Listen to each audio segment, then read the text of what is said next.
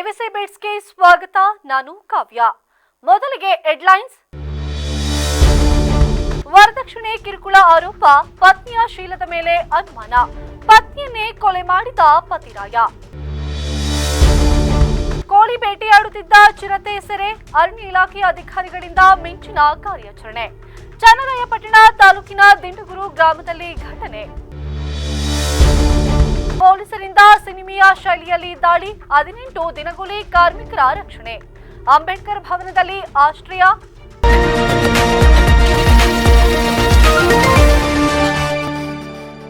ಹಾಸನ ಜಿಲ್ಲೆಯ ಬೇಲೂರು ತಾಲೂಕಿನ ರಾಜನಸಿರಿಯೂರು ಗ್ರಾಮದಲ್ಲಿ ಕೌಟುಂಬಿಕ ಕಲಹವೊಂದು ವಿಕೋಪಕ್ಕೆ ಹೋಗಿದ್ದು, ಪತಿಯ ಮಾರಣಾಂತಿಕ ಹಲ್ಲೆಗೆ ಒಳಗಾಗಿದ್ದ ಪತ್ನಿ ಚಿಕಿತ್ಸೆ ಫಲಕಾರಿಯಾಗದೆ ಸಾವನ್ನಪ್ಪಿದ್ದಾರೆ.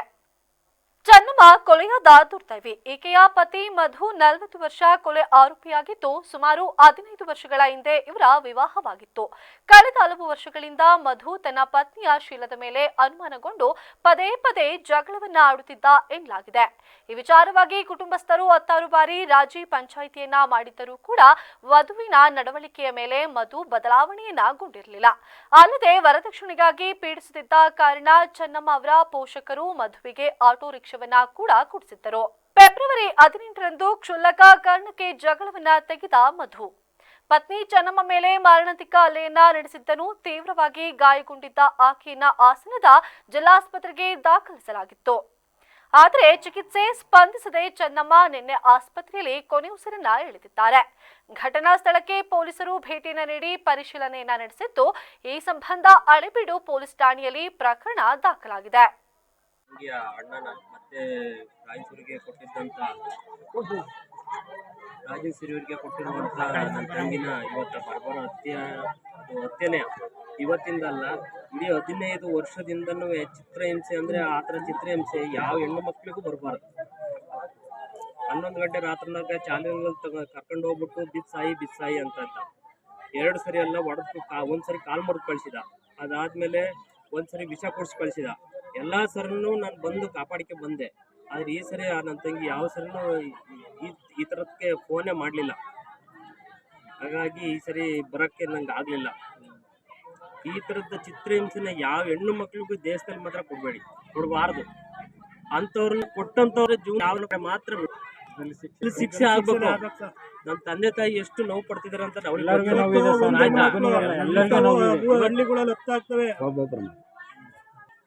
ಇದು ಚಿತ್ರಹಿಂಸೆ ಪ್ರತಿ ರಾತ್ರಿ ಚಿತ್ರಹಿಂಸೆ ಕೊಟ್ಟಿ ಈ ತರ ಕುಂದಿರೋಂಥದ್ದು. ಎಲ್ಲಿ ಬೇಕು ಅಲ್ಲಿಗೆ ಎದೆಗೆ ಗುದ್ದಿ ಸಾಯಿಸಿದಾನೆ. ಡಾಕ್ಟರ್ ಎಲ್ಲ ಎಪ್ಕಟ್ಟಿದೆ ಅಂತ ಹೇಳಿ ಇದ್ ಮಾಡಿರು. ಎಲ್ಲಿ ಬೇಕು ಅಲ್ಲಿ ಕುಯ್ದಾನೆ, ಎಲ್ಲಿಗೆ ಬೇಕು ಅಲ್ಲಿಗೆ ಒದ್ದಾನೆ.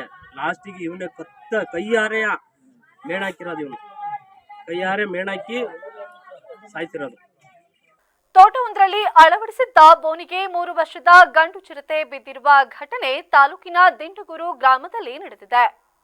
ಗ್ರಾಮದ ಆನಂದ್ರವರ ತೋಟದ ಮನೆಯಲ್ಲಿ ಕೋಳಿ ಸಾಕಾಣಿಕೆಯನ್ನ ಮಾಡುತ್ತಿದ್ದು, ಅಲ್ಲಿಗೆ ಚಿರತೆ ಪದೇ ಪದೇ ಬಂದು ಕೋಳಿಗಳ ಮೇಲೆ ದಾಳಿಯನ್ನ ಮಾಡುತ್ತಿತ್ತು. ಅದರ ಆವಳಿಯಿಂದ ಬೇಸತ್ತ ಆನಂದ್ ಅರಣ್ಯ ಇಲಾಖೆ ಅಧಿಕಾರಿಗಳಿಗೆ ಮನವಿಯನ್ನ ಮಾಡಿ ಚಿರತೆಯನ್ನ ಸೆರೆ ಹಿಡಿಯಲು ಕ್ರಮ ಕೈಗೊಳ್ಳುವಂತೆ ದೂರನ್ನ ನೀಡಿದ್ದರು. ಈ ಹಿನ್ನೆಲೆಯಲ್ಲಿ ಕಳೆದ 3 ದಿನಗಳ ಹಿಂದೆ ಸ್ಥಳಕ್ಕೆ ಭೇಟಿ ನೀಡಿದ ಅರಣ್ಯ ಇಲಾಖೆ ಅಧಿಕಾರಿಗಳು ಸೂಕ್ತ ಸ್ಥಳವನ್ನ ಗುರುತಿಸಿ ಬೋನನ್ನ ಅಳವಡಿಸಿದ್ದರು. ಬುಧವಾರ ಮಧ್ಯರಾತ್ರಿ ಸುಮಾರಿನಲ್ಲಿ ಮತ್ತೆ ಕೋಳಿಗಳ ಮೇಲೆ ದಾಳಿ ಮಾಡಲು ಆಗಮಿಸಿದ್ದಾಗ ಚಿರತೆಯು ಬೋನಿಗೆ ಸಿಲುಕಿಕೊಂಡಿದ್ದು, ಅದನ್ನ ಬೆಲಸಿಂದ ಸಸ್ಯ ಕ್ಷೇತ್ರಕ್ಕೆ ವಾಹನದ ಮೂಲಕ ಸಾಗಿಸಲಾಗಿದ್ದು, ಆರೋಗ್ಯ ತಪಾಸಣೆಯ ನಂತರ ದಟ್ಟಾರಣ್ಯಕ್ಕೆ ಬಿಡುವುದಾಗಿ ಅರಣ್ಯ ಅಧಿಕಾರಿ ಕಲಂದರ್ ತಿಳಿಸಿದ್ದಾರೆ. ದಿಂಡಗೂರು ಸುತ್ತಮುತ್ತಲ ಗ್ರಾಮಗಳಲ್ಲಿ ಚಿರತೆ ಹಾವಳಿ ಹೆಚ್ಚಾಗಿದ್ದು, ಇದುವರೆಗೂ ತಾಲೂಕಿನಲ್ಲಿ ಮನುಷ್ಯರ ಮೇಲೆ ಯಾವುದೇ ದಾಳಿ ಆಗದಿದ್ದರೂ ಕೂಡ ಪದೇ ಪದೇ ನಾಯಿ ಮತ್ತೆ ಕೋಳಿ ಕರುಗಳನ್ನ ತಿನ್ನುತ್ತಿರುವುದು ಕಂಡು ಬರುತ್ತಿದ್ದು, ಚಿರತೆ ಮನುಷ್ಯರ ಮೇಲೆ ದಾಳಿಯನ್ನ ಮಾಡುವುದಿಲ್ಲ. ಅದು ಬೆಕ್ಕಿನ ಜಾತಿಯ ಪ್ರಾಣಿ. ಅದರ ಕುರಿತು ಮಾಹಿತಿ ಕಂಡು ಬಂದಲ್ಲಿ ಇಲಾಖೆಗೆ ತಿಳಿಸಿ ಎಂದು ಅರಣ್ಯ ಇಲಾಖೆ ಅಧಿಕಾರಿಗಳು ತಿಳಿಸಿದ್ದಾರೆ ಎಂದು ಸಾರ್ವಜನಿಕರು ತಿಳಿಸಿದ್ದಾರೆ. ಜಿಲ್ಲೆಯಲ್ಲಿ ಮಾನವ ಹಕ್ಕುಗಳ ಉಲ್ಲಂಘನೆಯ ದಾರುಣ ಘಟನೆಯೊಂದು ಬೆಳಕಿಗೆ ಬಂದಿದ್ದು, ಕೂಲಿ ನೀಡದೆ ಅಮಾನವೀಯವಾಗಿ ಕೂಡಿ ಹಾಕಲಾಗಿದ್ದ ಸುಮಾರು 18ಕ್ಕೂ ಹೆಚ್ಚು ಕಾರ್ಮಿಕರನ್ನ ಪೊಲೀಸರು ಸಿನಿಮೀಯ ಶೈಲಿಯಲ್ಲಿ ದಾಳಿಯನ್ನು ನಡೆಸಿ ರಕ್ಷಿಸಿದ್ದಾರೆ. ಹಾಸನ ಜಿಲ್ಲೆಯ ಬೇಲೂರು ತಾಲೂಕು ಹಳೇಬೀಡು ಹೋಬಳಿಯ ಚಟ್ನಳ್ಳಿ ಗ್ರಾಮದಲ್ಲಿ ಕಾರ್ಮಿಕರನ್ನ ಗುಲಾಮರಂತೆ ನಡೆಸಿಕೊಳ್ಳಲಾಗುತ್ತಿದೆ ಎನ್ನುವ ಖಚಿತ ಮಾಹಿತಿಯನ್ನ ಬೆನ್ನತ್ತಿದ ಹಳೇಬೀಡು ಪೊಲೀಸರು ನಾಗರಾಜ್ ಎಂಬುವವರಿಗೆ ಸೇರಿದ ಸ್ಥಳದ ಮೇಲೆ ದಿಢೀರ್ ದಾಳಿಯನ್ನ ನಡೆಸಿದ್ದಾರೆ. ಈ ವೇಳೆ ಅಮಾನವೀಯ ಸ್ಥಿತಿಯಲ್ಲಿದ್ದ 18ಕ್ಕೂ ಹೆಚ್ಚು ಕಾರ್ಮಿಕರನ್ನ ಕಂಡು ಪೊಲೀಸರೇ ದಂಗಾಗಿದ್ದು, ದಿನವಿಡೀ ದುಡಿಸಿಕೊಂಡು ಹಣ ಕೇಳಿದಾಗ ಕೂಲಿ ನೀಡದೆ ಅಕ್ರಮವಾಗಿ ಕೂಡಿ ಹಾಕಲಾಗಿತ್ತು ಎಂಬ ಮಾಹಿತಿ ದೊರಕಿತ್ತು. ರಕ್ಷಿಸಲ್ಪಟ್ಟ ಕಾರ್ಮಿಕರಿಗೆ ಸದ್ಯ ಹಳೇಬೀಡಿನ ಅಂಬೇಡ್ಕರ್ ಭವನದಲ್ಲಿ ವಾಸ್ತವ್ಯ ಹಾಗೂ ಊಟದ ವ್ಯವಸ್ಥೆಯನ್ನ ಮಾಡಲಾಗಿದೆ. ಈ ಪ್ರಕರಣ ಪ್ರಮುಖ ಆರೋಪಿ ನಾಗರಾಜ್ ಎಂಬಾತನ ಮೇಲೆ ದಾಳಿಯ ಸುಳಿವು ಸಿಗುತ್ತಿದ್ದಂತೆ ಪರಾರಿಯಾಗಿದ್ದಾನೆ. ಹಳೇಬೀಡು ಪೊಲೀಸರು ಆತನಿಗಾಗಿ ಬಲೆಯನ್ನ ಬೀಸಿದ್ದಾರೆ. ಹುಬ್ಳಿಗೆ ನಾವು ಡ್ರೈವರ್ ಕೆಲಸಕ್ಕೆ ಹೋಗಿದ್ವಿ. ಅದ್ರದ್ದೆಲ್ಲ ಸಿಕ್ಕಿಲ್ಲ ಅಂತ ಅಲ್ಲಿ ಸರ್ಕಲಲ್ಲಿ ಇದ್ದಿದ್ವಿ. ಹಾಸನ ಅಂದ್ರಲ್ಲ, ನಮ್ಮೂರು ಅರಸೀಕೆರೆ ಹೆಂಗೆ ಹತ್ರ ಆಗತ್ತಲ್ಲ, ಹಂಗೆ ಹೋಗೋಣ ಅಂತ ಇಲ್ಲಿ ಬಂದು ಟೊಮಾಟೊ ಕೀಳೋದು ಏನು ಇದರಲ್ಲಿ ಕಿರೇಟ್ ಎತ್ತೋದು ಅಂತ ಹೇಳಿದ್ರು. ಅದು ಏನೂ ಇಲ್ಲ. ಇವ್ರು ಬಂದರೆ ಇಲ್ಲಿ ಶುಂಠಿ ಕೀಳೋದು, ಮಣ್ಣು ಹಾಕೋದು, ಗುದ್ಲಿ ಯಾವತ್ತೂ ಹಿಡ್ದಿಲ್ಲ ನಾವು. ಇಲ್ಲಿ ಬಂದು ನಾವು ಇರೋದು 9 ತಿಂಗಳಿಂದ ಕೆಲಸ ಮಾಡ್ಕೊಂಡಿದ್ದೀವಿ. ನಮಗೆ ಊಟ ಬಿಟ್ಟರೆ, ಎಣ್ಣೆ ಬಿಟ್ಟರೆ ₹1 ದುಡ್ಡು ಸಿಕ್ಕಿಲ್ಲ ನಮಗೆ. ಹತ್ರ ಜಾಗೋಲು ಹತ್ರ, ಅರಸೀಕೆರೆ ಹತ್ರ ನಮಗೆ ಹೋಗೋಕ್ಕೆ ಚಾನ್ಸಸ್ಸೇ ಇಲ್ಲ. ನಾವು ಕೆಲಸ ಮಾಡೋ ಜಾಗದಲ್ಲೆಲ್ಲ ಅವರೇ ಇರ್ತಾರೆ. ನಾವೆಲ್ಲೂ ಹೋಗೋಂಗೂ ಇಲ್ಲ, ಬರೋಂಗೂ ಇಲ್ಲ. ಯಾರು ಕರ್ಕೊಂಡೋಗಿದ್ದಾರೆ? ಅವರು ನಾಗಣ್ಣ ಅವರು ನಮಗೆ ಕರ್ಕೊಂಡು ಹೋಗೋದು ಕೆಲಸ ಮಾಡಿಸೋದು. ಯಾವರು ಕರ್ಕೊಂಡೋಗಿದ್ರು? ಚಟ್ನಳ್ಳಿ ಗಂಗೂರು ಜಾಗೋಲ್ ರೋಡು. ಯಾರು ನಾಗಣ್ಣ? ಯಾರು ಅವರು ನಮಗೆ ಕೆಲಸ ಮಾಡಿಸ್ತಾರೆ. ಅವ್ರದ್ದೇ ಎಲ್ಲೆಲ್ಲಿ ಕೆಲಸ ಸಿಗುತ್ತೆ ಅಲ್ಲಿ ಕರ್ಕೊಂಡೋಗಿ ನಮಗೆ ಕೆಲಸ ಮಾಡಿಸ್ತಾರೆ. ಕೆಲಸ ಇದ್ದೇ ಇರುತ್ತೆ. ಬೆಳಗ್ಗೆ ಕರ್ಕೊಂಡೋದ್ರು ರಾತ್ರಿ 8 ಗಂಟೆ ಆದರೂ ಕೆಲಸ ಇರುತ್ತೆ, ಮಾಡ್ತಾನೇ ಇರಬೇಕು. ತಾಲೂಕಿನ ವಿಜಯಪುರ ಅರಣ್ಯ ಹೊಸಕೊಪ್ಪಲು ಗ್ರಾಮದ ತೋಟದಲ್ಲಿ ಫಸಲಿಗೆ ಬಂದಿರುವ 16 ತೆಂಗಿನ ಮರಗಳಿಗೆ ಯಾರೋ ಕಿಡಿಗೇಡಿಗಳು ವಿಷವನ್ನ ಹಾಕಿರುವ ಪರಿಣಾಮ ಮರಗಳು ಒಣಗತೊಡಗಿದ್ದು, ರೈತರು ಸಂಕಷ್ಟಕ್ಕೆ ಸಿಲುಕುವ ಸ್ಥಿತಿ ನಿರ್ಮಾಣವಾಗಿದೆ. 2.5 ಎಕರೆ ಪ್ರದೇಶದಲ್ಲಿ ಸುಮಾರು 7 ವರ್ಷಗಳ ಹಿಂದೆ 102 ತೆಂಗು ಸಸಿಗಳನ್ನ ನೆಟ್ಟಿದ್ದು, ತೆಂಗು ಈಗಾಗಲೇ ಫಸಲನ್ನ ಕೊಡುವ ಹಂತಕ್ಕೆ ಬಂದಿವೆ. ಈ ಬೆಳೆಯೊಂದಿಗೆ ಅಂತರ ಬೇಸಾಯವಾಗಿ ಬಾಳೆ, ಅಡಿಕೆ, ಹಣ್ಣಿನ ಮರದ ಕೃಷಿಯನ್ನ ಕೈಗೊಳ್ಳಲಾಗಿದ್ದು, ಇದೊಂದು ರೀತಿಯಲ್ಲಿ ಸಮಗ್ರ ಕೃಷಿಯಾಗಿದೆ. ಆಧುನಿಕ ಕೃಷಿ ತಂತ್ರಜ್ಞಾನ ಅಳವಡಿಕೆಯನ್ನ ಮಾಡಿಕೊಂಡು ಈ ರೀತಿಯ ಸಮಗ್ರ ಕೃಷಿಯನ್ನ ಕೈಗೊಂಡಿದ್ದು, ನನ್ನ ಜಮೀನಿನ ಸುತ್ತಮುತ್ತಲೂ ಕೂಡ ತೆಂಗು, ಅಡಿಕೆ, ಇತರೆ ಕೃಷಿಗಳನ್ನ ಇತರ ರೈತರು ಕೈಗೊಂಡಿದ್ದಾರೆ. ಆದರೆ ಉಳಿದ ರೈತರ ತೆಂಗಿನ ಕೃಷಿಗೆ ಯಾವುದೇ ರೋಗ ಲಕ್ಷಣಗಳು ಕಂಡು ಬಂದಿಲ್ಲ.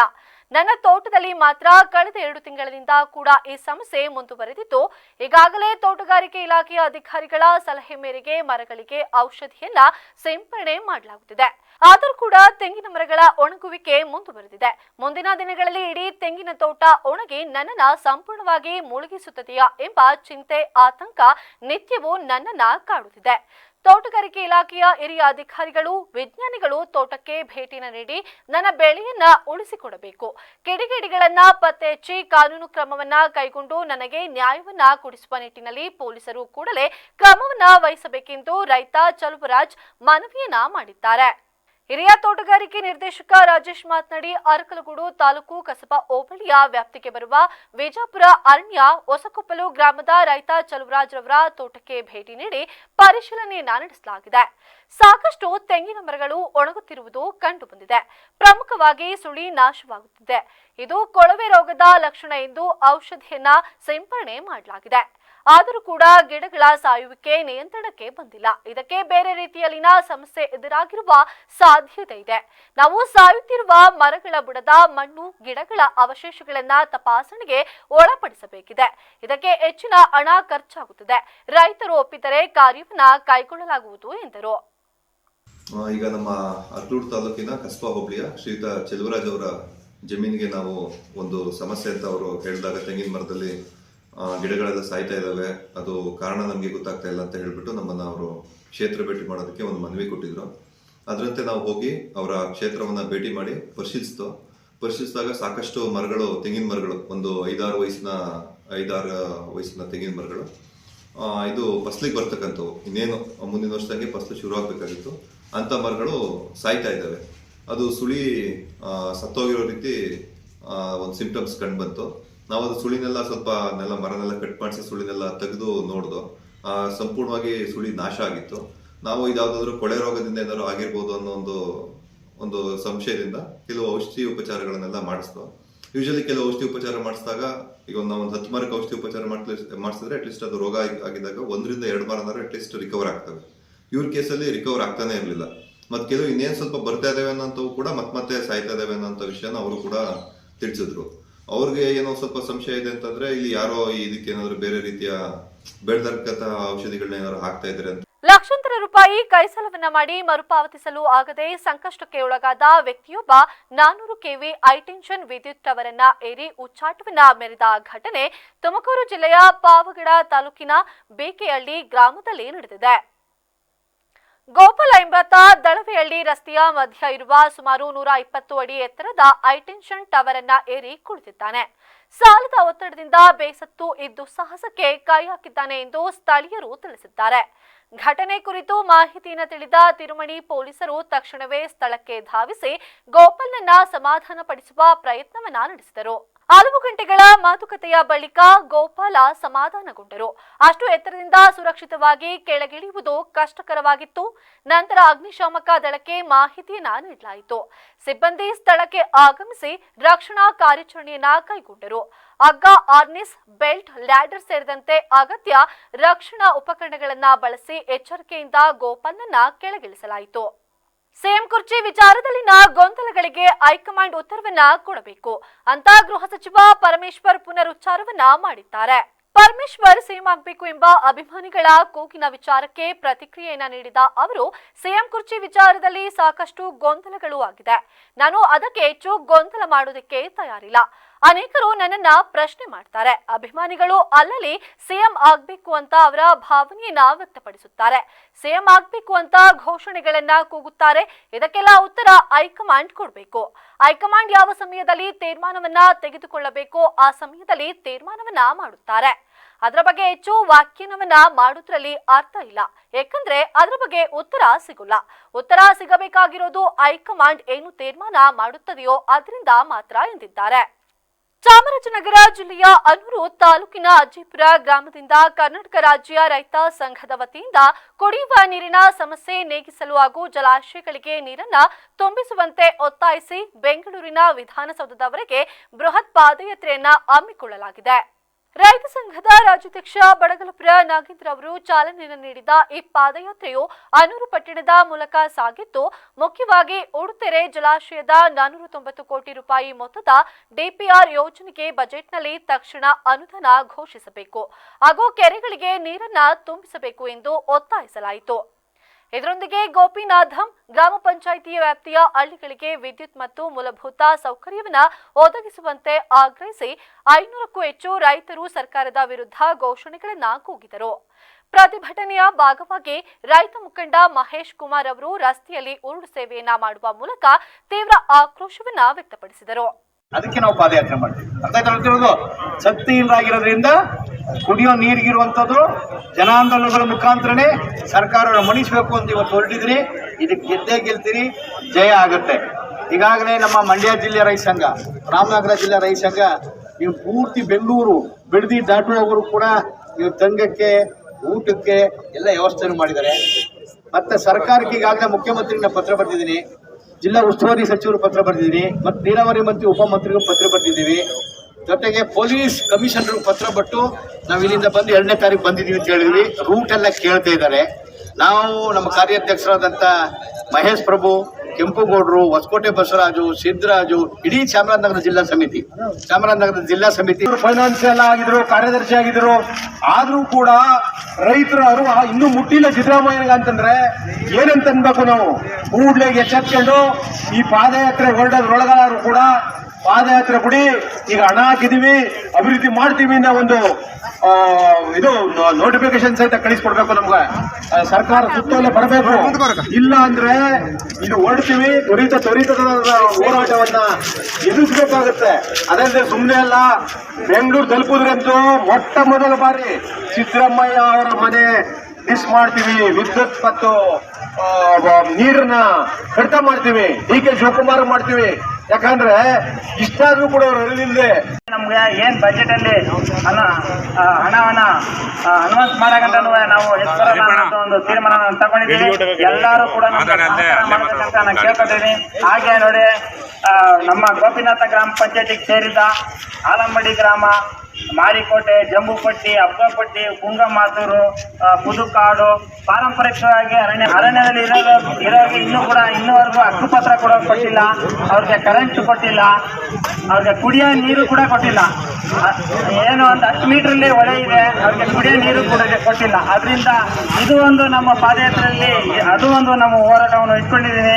ಆ ಪಂಚಾಯತಿಯ ಎಲ್ಲ ಗ್ರಾಮದ ಈ ಸಂದರ್ಭದಲ್ಲಿ ಸಂಘದ ಕಾರ್ಯಾಧ್ಯಕ್ಷ ಮಹೇಶ್, ಪ್ರಭು, ರಾಜ್ಯ ಉಪಾಧ್ಯಕ್ಷ ಕೆಂಪೇಗೌಡ, ತಾಲೂಕು ಅಧ್ಯಕ್ಷ ಅಮ್ಜದ್ ಖಾನ್ ಸೇರಿದಂತೆ ಜಿಲ್ಲೆಯ ಪ್ರಮುಖ ರೈತ ಮುಖಂಡರು ಭಾಗವಹಿಸಿದ್ದರು. ಕಲಬುರಗಿ ನಗರದ ಶ್ರೀ ಶರಣಬಸವೇಶ್ವರ ಕೆರೆಯ ಬಳಿ ನಿರ್ಮಿಸಲಾಗಿರುವ ಲೇಕ್ ವ್ಯೂ ಫುಡ್ ಕೋರ್ಟ್ ತೆರವಿಗೆ ಆಗ್ರಹಿಸಿ ನಗರದಲ್ಲಿ ಪ್ರಾದೇಶಿಕ ಆಯುಕ್ತರ ಕಚೇರಿಗೆ ಹಿಂದೂಪರ ಸಂಘಟನೆಗಳು ಮತ್ತು ವಿವಿಧ ಕನ್ನಡಪರ ಸಂಘಟನೆಗಳು ಮುತ್ತಿಗೆಗೆ ಯತ್ನಿಸಿರುವ ಘಟನೆ ಬುಧವಾರ ನಡೆದಿದೆ. ಹಿಂದೂ ಜಾಗೃತಿ ಸೇನೆ ಸಂಘಟನೆಯ ನೇತೃತ್ವದಲ್ಲಿ ಆರ್ಸಿ ಕಚೇರಿಗೆ ಮುತ್ತಿಗೆಗೆ ಯತ್ನಿಸಿದ್ದು, ಈ ವೇಳೆ ಪೊಲೀಸರು ತಡೆದಿದ್ದಾರೆ. ಸ್ಥಳಕ್ಕೆ ಪ್ರಾದೇಶಿಕ ಆಯುಕ್ತರ ಕಚೇರಿಯ ಅಧಿಕಾರಿಗಳು ಬಂದು ಪ್ರತಿಭಟನಾಕಾರರ ಮನವಿಯನ್ನ ಸ್ವೀಕರಿಸಿದ್ದಾರೆ. ಅಲ್ಲದೆ ಕೆರೆಯ ಬಳಿ ನಿರ್ಮಿಸಲಾಗಿರುವ ಲೇಕ್ ವ್ಯೂ ಫುಡ್ ಕೋರ್ಟ್ ಅನ್ನ ತೆರವು ಮಾಡದೇ ಇದ್ದಲ್ಲಿ ಹೋರಾಟ ತೀವ್ರಗೊಳಿಸುವುದಾಗಿ ಎಚ್ಚರಿಕೆಯನ್ನ ನೀಡಿದ್ದಾರೆ. ಕೆರೆಯಲ್ಲಿರೋದು ಹೋಟೆಲ್ ತೆಗಿಲಿಕ್ಕಾಗಿಲ್ಲ. ಮಹಾನಗರ ಪಾಲಿಕೆ 300 ಕೋಟಿ ಕೀಲಿ ಇದೆ, ಆ ಕೀಲಿ ಬಿಡಿಸ್ಲಿಕ್ಕಾಗಿಲ್ಲ. ಇವತ್ತು ಬರ್ತ್ ಸರ್ಟಿಫಿಕೇಟ್ ತಗೋಬೇಕಾದ್ರೆ ಹೋಗ್ತಾದ್ರೆ ಕೀಲಿ ಇದೆ, ಅವ್ರು ಕಂಪ್ಯೂಟರ್ ಚಾಲು ಮಾಡ್ತಾರೆ, ಕೀಲಿ ಹಾಕೊಂಡು ಹೋಗ್ತಾ ಇದ್ದಾರೆ. ಅದಕ್ಕೆ ದಯವಿಟ್ಟು ವಿನಂತಿ ಮಾಡ್ತೀನಿ ಜಿಲ್ಲೆ ಉಸ್ತುವಾರಿಗೆ, ನೀವು ಇಲ್ಲಿ ಪಿಕ್ನಿಕ್ ಬಂದಾಗ ಬರೋದು ಬಿಟ್ಟು ನೀವು ಈ ಜಿಲ್ಲೆ ಉಸ್ತುವಾರಿಯವ್ರಿಗೆ ಗುಲ್ಬರ್ಗಾದವರು ನಮ್ಮವರು ಅಂತ ತಿಳಿದು ಬರೋಂಥ ಕೆಲಸಗಳು ಮಾಡಿ ಅಂತಂದು ನಾನು ಅವರಿಗೆ ಎಚ್ಚರಿಕೆಯನ್ನು ಕೊಡ್ತಾ ಇದ್ದೀನಿ. ಒಂದು ವೇಳೆ ಇದೇ ರೀತಿ ಆಯ್ತು ಅಂದ್ರೆ ಆಯಿತು 20 ಕೋಟಿ ರೂಪಾಯಿ ಕೆಲಸ ನಡೆದಾಗೆ ಮೊದಲಿನ BJP ಸರ್ಕಾರದಲ್ಲಿ 20 ಕೋಟಿ ರೂಪಾಯಿ ಅನುದಾನದಲ್ಲಿ ಕೆಲಸ ನಡೆದಿದ್ದಲ್ಲಿ ಅವರು ಪ್ರಿಯಾಂಕಾ ಖರ್ಗೆ ಸಾಬ್ರು ಏನು ಮಾಡಿದ್ರು, ಅವಾಗ ಚಿತ್ತಾಪುರ ಶಾಸಕರಿದ್ದಾಗೆ ಅವಾಗ ಅವರು ಅಬ್ಜೆಕ್ಷನ್ ಮಾಡಿದ್ರು. ಏನಂದ್ರೆ ಕೆರೆ ಒತ್ತಿವರಿ ಆಗ್ತದೆ, ಸಣ್ಣದಾಗ್ತದೆ,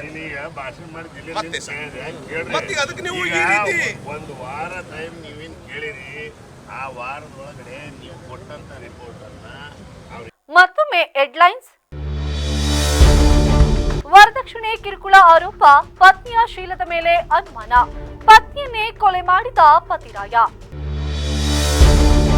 ಕೋಳಿ ಬೇಟೆಯಾಡುತ್ತಿದ್ದ ಚಿರತೆ ಸೆರೆ, ಅರಣ್ಯ ಇಲಾಖೆ ಅಧಿಕಾರಿಗಳಿಂದ ಮಿಂಚಿನ ಕಾರ್ಯಾಚರಣೆ. ಚನ್ನರಾಯಪಟ್ಟಣ ತಾಲೂಕಿನ ದಿಂಡಗುರು ಗ್ರಾಮದಲ್ಲಿ ಘಟನೆ. ಪೊಲೀಸರಿಂದ ಸಿನಿಮೀಯ ಶೈಲಿಯಲ್ಲಿ ದಾಳಿ, 18 ದಿನಗೂಲಿ ಕಾರ್ಮಿಕರ ರಕ್ಷಣೆ. ಅಂಬೇಡ್ಕರ್ ಭವನದಲ್ಲಿ ಆಶ್ರಯ. ಇದೇ ಇವತ್ತಿನ ವಿಶೇಷ ಸುದ್ದಿ. ಪ್ರತಿಕ್ಷಣ ನಿಮ್ಮೊಂದಿಗೆ VVC ನ್ಯೂಸ್. ಸತ್ಯದ ಕಡೆ ನಮ್ಮ ನಡೆ.